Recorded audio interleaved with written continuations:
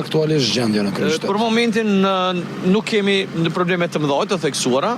Gjendja është pakës më e qetë se sa të them para 1 orë apo 2, ku kemi pasur raste të shumta në posaçërisht në Ajvali, në disa shkolla fillore atje, në qytet, në disa pjesë të qytetit. Për momentin është një situatë pakës më e qetë, por me shpresë që nuk do të kemi raste të mëdha.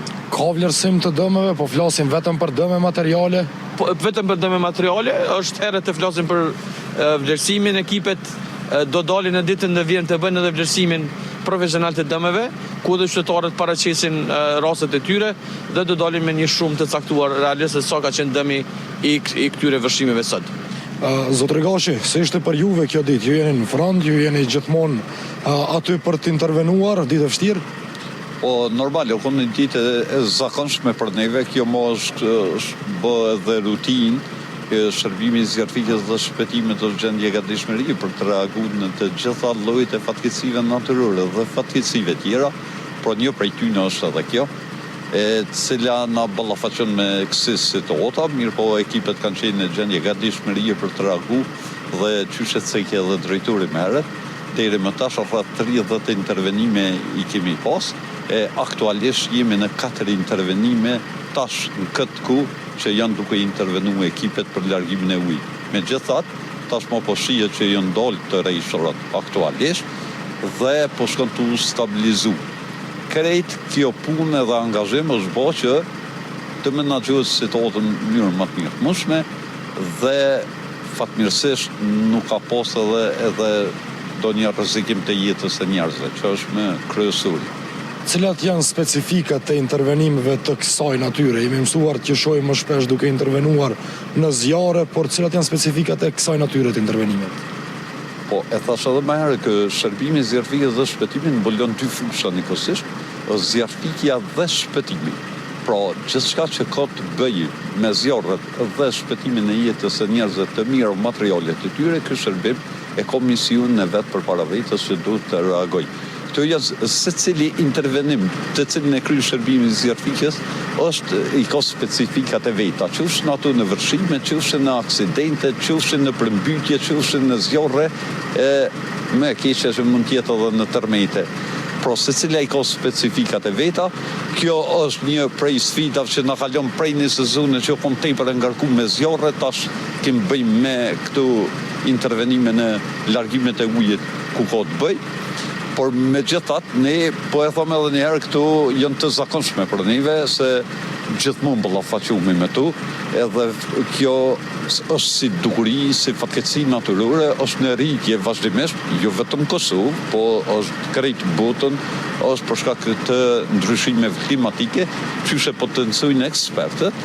Pra, këtu ne vetëm duhet t'i përforcojmë tutje, sepse kjo nuk do me thonë që është hera e fundit që mund të ballafaqohemi me situatë. A ju është dashur të angazhoni staf shtesë për intervenimin sot? Po, patjetër. Patjetër se fatkeqësitë natyrore dhe fatkeqësitë tjera nuk janë fatkeqësi që ti mund të ballafaqohu edhe kur e ke standardin e plotësuar. Pra na mund të shohim edhe në vendet më të zhvilluara të Evropës së botës në përgjithësi, kur kanë kësi natyre të ballafaqimit në fatkeqësi natyrore dhe fatkeqësi tjera, nuk ju dalin kapacitetet e veta. Kështu që drejtori qysh në mëngjes, Lyzin Fushtica, e ka ngritur shtabin komunal dhe i ka koordinuar të gjitha ekipet për të reaguar, qofshin tu e përfshije edhe sektorin privat që është një aktor shumë i rëndësishëm për të na ndalë ndihmë neve në këtë situata. Zotri Fushtica, thatë që dëmet janë materiale, a psuan më shumë shtëpit apo bizneset? Po kemi edhe në bizneset dhe në shtëpi, për momentin kemi një numër më të madh të shtëpive, të banesave të them kolektive, banesave që kryesisht banesat e reja, kryesisht dëmet janë bërë në podrumet, në garazhet e tyre, po edhe në ndërtesat të cilat për shkak të vjetërsisë të objekteve kemi edhe rrjedhje nga kulmi.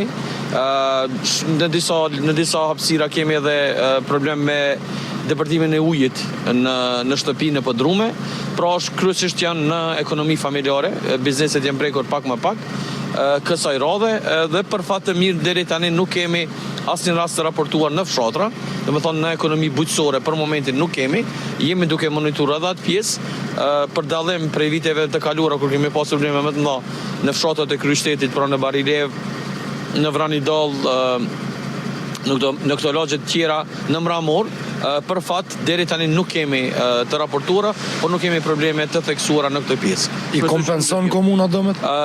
Kompenzimi i dëmeve të shkaktuara nga fatkeqësitë natyrore bëhet nga niveli qendror, sipas vendimit të qeverisë para 2 vite.